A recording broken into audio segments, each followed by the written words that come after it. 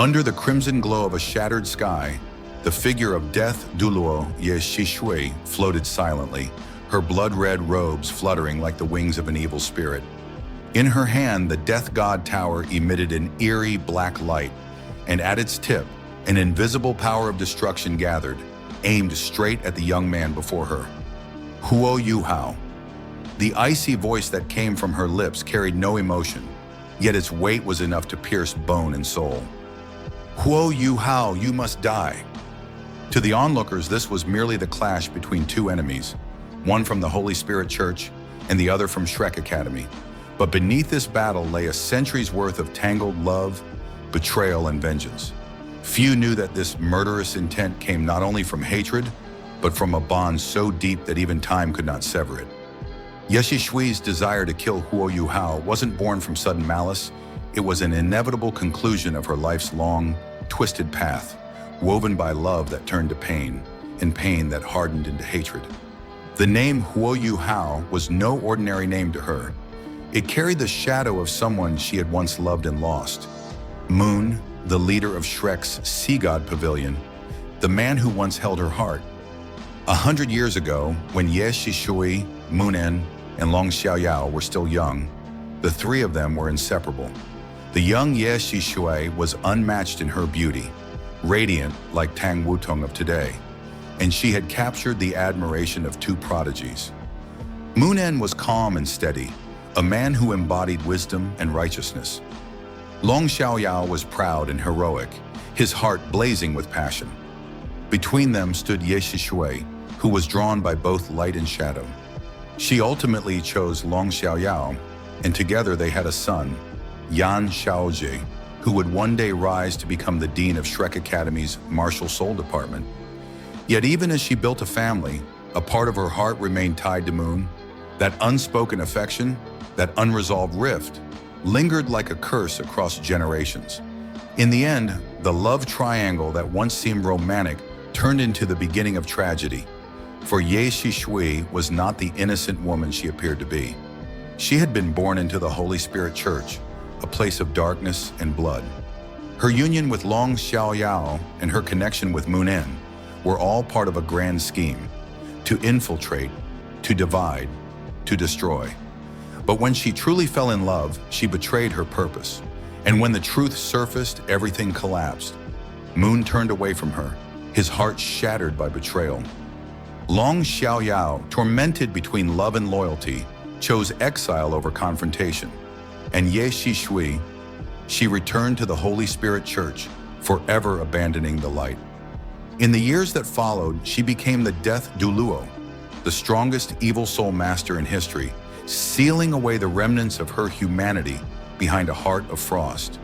Yet no one could escape the chains of fate. When Huo Yuhao appeared before her, young, brilliant, carrying Moon's teachings and his soul aura, her calm facade cracked. In that moment, the phantom of the past returned. It was as if Moon himself stood before her once more. The same calm eyes, the same gentle persistence, and that was precisely why she could not let him live. To Ye Xishui, killing Huo Yuhao was not just erasing an enemy, it was erasing her weakness, her hesitation, her past self.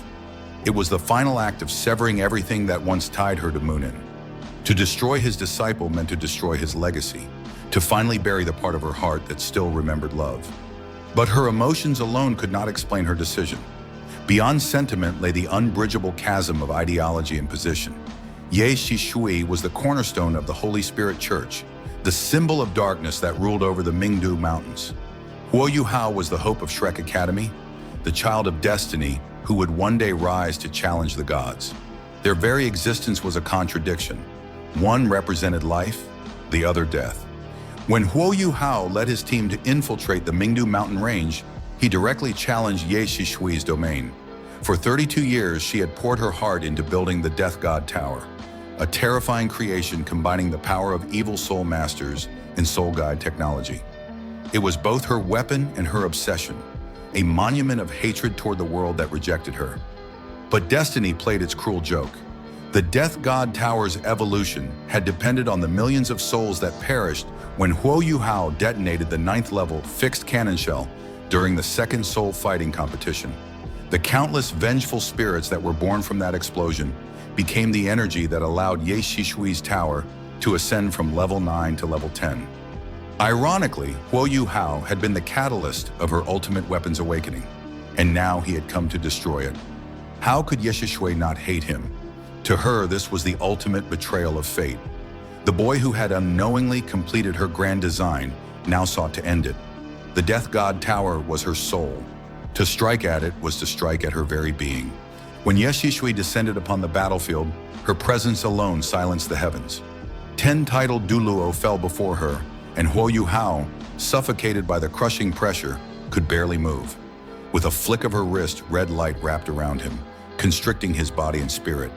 His bones creaked, his meridians ruptured, and his life hung by a thread. But the heavens had not abandoned him. The Emperor's reverse scale awakened, shattering her fatal strike. Across the distant, Stardew Great Forest, Di Tian, the King of Beasts, felt the tremor. His golden eyes snapped open, and with a roar, his soul attached itself to Huo Yuhao's body, transforming the battlefield into a clash between two ultimate beings.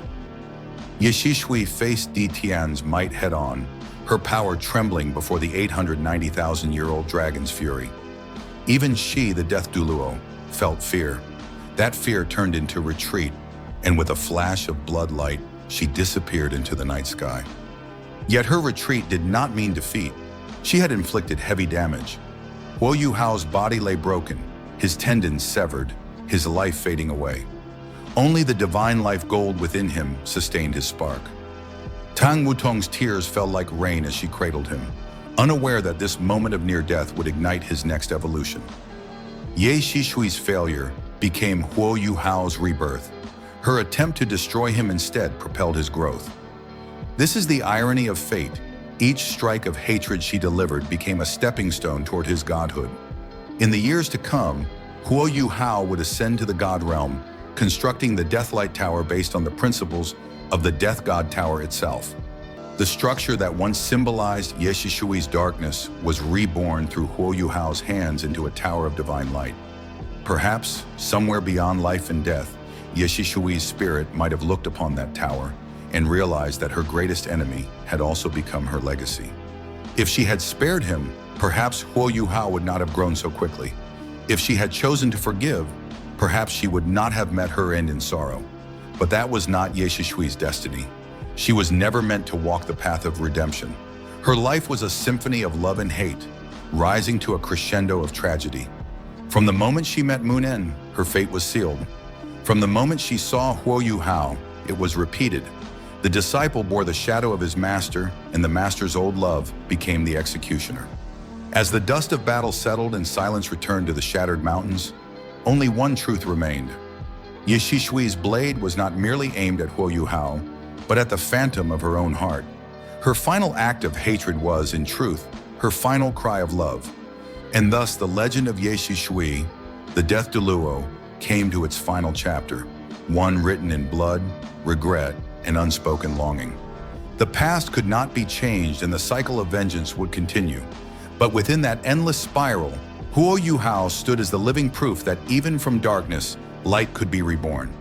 So when Ye Xishui looked upon Huo Yuhao with killing intent, perhaps deep inside, a small part of her no longer hated him. Perhaps she saw in him the man she once loved, the man she had lost. And perhaps in her final moment of clarity, she understood that by trying to destroy him, she was only trying to destroy her own pain. For in the end, love and hatred were but two sides of the same soul. And Ye Xishui, the woman once known as Yan Xishui, the Death Douluo feared by all, was nothing more than a soul who loved too deeply and could never let go. And that, dear viewers, is the tragic truth behind Death Douluo Ye Xishui's obsession with killing Huo Yuhao. A clash born not only of light and darkness, but of love twisted by time and vengeance.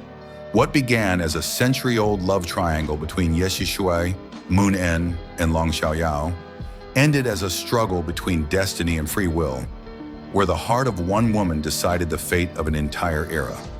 Ye Xishui was not just an enemy, she was a symbol of the past, of choices, regrets, and broken bonds that could never be repaired. In trying to destroy Huo Yuhao, she was also destroying the last traces of the love she once knew. Yet fate, as always, is cruelly ironic. Her hatred only made Huo Yuhao stronger, pushing him toward his divine path. Perhaps in another life, without the burden of power, without the chains of hatred, Ye Xishui might have found peace. But in this world of soul masters, where love, vengeance, and destiny intertwine, peace is a luxury none of them could afford. If you enjoyed this deep dive into the emotional and historical layers of Soul Land 2, don't forget to like, subscribe, and share your thoughts in the comments. Which do you believe was Ye Xishui's true reason for wanting Huo Yuhao dead? Her pain from the past, her duty to the Holy Spirit Church, or her fear of the future he represented? Your opinion matters. And who knows, perhaps the truth lies somewhere between love and hatred. Until next time, this is KSR, bringing you the hidden stories behind the legends of the Douluo Continent. Stay curious, stay passionate, and I'll see you in the next narration.